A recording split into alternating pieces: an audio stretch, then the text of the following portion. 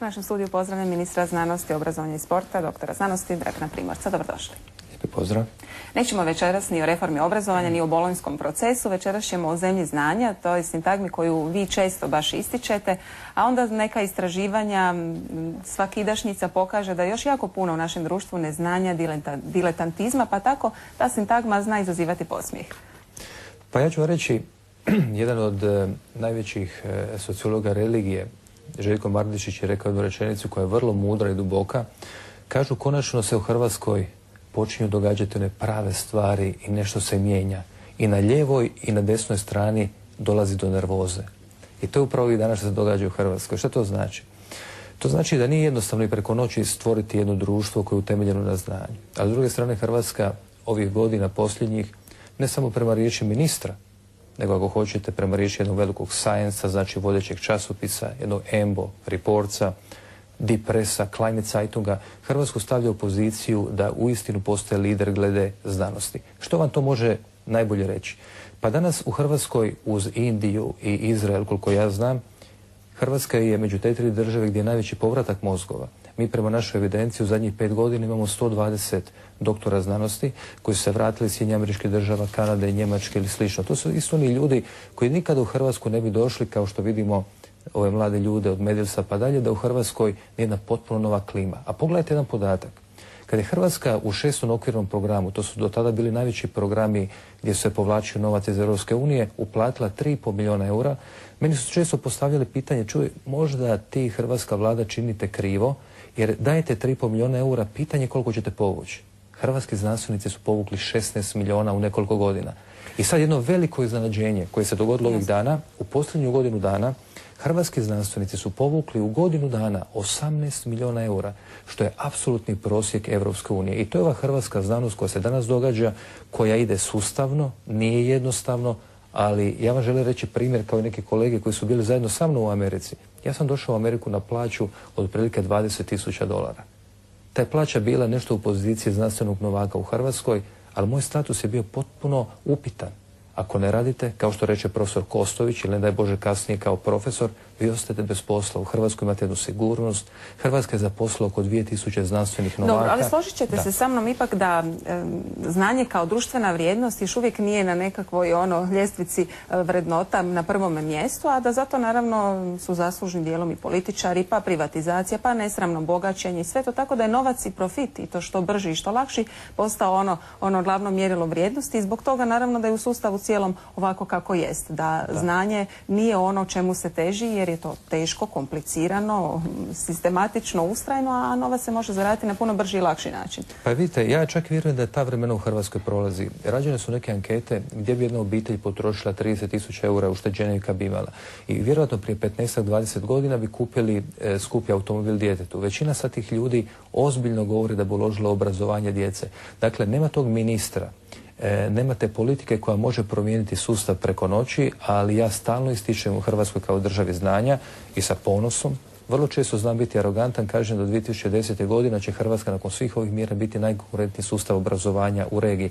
Pogledajte jedan podatak. Prema statistici koja vam govori o broju ljudi u 25 do 64 godine koji imaju završen ili stručni ili sveučilišni studij, Hrvatska više ne stoji na onih 7 ili 4% koji imaju završenu višu. Hrvatska je danas preko 18%. Dakle, bolje od jedne Austrije, od jedne Slovenije, od jedne Mađarske, Portugala i svih država u regiji. Zašto govori da smo na koljenima kad nismo? Taj pesimizam koji vrlo često zna vladati Hrvatskoj u situacijama gdje nema razloga za to nećete vidjeti u jednoj Americi. Dobro, jasno, Amerika je zemlja sa demokracijom, dugo razvijenom. Dakle, govorimo o procesima, točno. Često se govori trebaju nam novi, mladi ljudi, mladi znanstvenici. Evo, vi ste upravo takav, vi ste mlad znanstvenik, ušli ste u politiku i sve to i mnogi vam priznaju da imate tu pozitivnu energiju, da imate, ali kažu da je problem u tome da ste se okružili poslušnicima, da se niste okružili stručnjacima. Ima li u tome istine? Pa evo, upravo su prepoznat na jedan drugi način. Kod mene koji je bio poslušnik, taj nije ostao dugo u ministarstvu. Najviše smijenjenih ravnatelja, tadašnjih pomoćnika ili državnih tajnika ili nekih drugih funkcija su upravo bili oni ljudi koji su klimali glavom. Mene su uvijek zanimali ljudi koji donose odluke, Moje ministarstvo 6 državnih tajnika ima 5 doktora znanosti, među ravnateljima i brojni doktori znanosti, najveći broj povratnika. Ono što me veseli, izgleda više od 60% su ljudi u ministarstvu koji su do 35 godina. Koliko vam je tu bila važna stranačka pripadnost? Pa vi znate da cijeli prvi mandat sam ja bio izvan stranke i kad dođete kao jedna formirana osoba, kao jedan intelektualac koji ste živjeli u Americi i kojem je Hrvatska iznad svega, onda vam je iznad svega logika, ljubav prema Hrvatskoj, bio on lijevi ili desni i što čini konkretno svojim djelima. Pitanje svjedočenja istine i što ti činiš, to je za mene glavni motiv, a ne stranačka pripadnost. Kad ste se upravo i sami dotakli toga da ste u prvom mandatu bili izvan stranke, zašto ste na kraju ušli u HDZ? Naime, koliko to vama kao znanstveniku koji stalno nešto propitkuje, sumnja, koliko vas to ograničava, ta stranačka pripadnost, ili ste možda upravo morali ući u HDZ da biste lakše progurali neke ideje? Pa gledajte, ja ću naime, moram dodati, evo i sad ste, vaša biografija je bogata što se tiče vašeg znanstvenog rada, evo sad ste nedavno postali i profesor na jednom prestižnom američkom sveučilištu. Dakle, znanost vam je važna. Pa gledajte, znanost vam je moj život i uvijek je dobro kad se može politika iskoristiti u svrhu znanosti. I ja kažem, imao sam jednu sreću što zajedno u suradnji sa hrvatskom vladom i premijerom, oni su prepoznali ovaj smjer kojim idemo i nužnost da Hrvatska napravi te iskorake. Inače se ne bi dogodilo, na primjer, povećanje proračuna od 7 milijardi danas na 13 milijardi, zapošljavanje 9.000 ljudi u sustavu i svi ovi pomaci od drugog stranog jezika u školama, državne mature koje postaje realnost. Ni maturu, ni bolonjski proces, ni reformu, tu imate mnoštvo kritičara i kritika, nećemo o tome. Dobro. Niste mi odgovorili. Zašto ste ušli u HDZ? Pa ja vam kažem, ključna stvar koja je bila vezana za mene, kad dođete kao formirana osoba, znanstvenik sa imenom i prezimenom, vi dođete, vi ste izgrađeni, vas politika ne može mijenjati, ali vi nastojite mijenjati koristeći politiku i pomagati sustavu znanosti i obrazovanju. Moj odnos koji je bio vezan za premijera i način kako sam ja ušao u hrvatsku vladu je bio vezan na sustavu povjerenja i tako dan danas funkcionira. Dakle, meni iznad svega uvijek ostaje razum, znanje i neke druge stvari koje su uvijek ispred politike.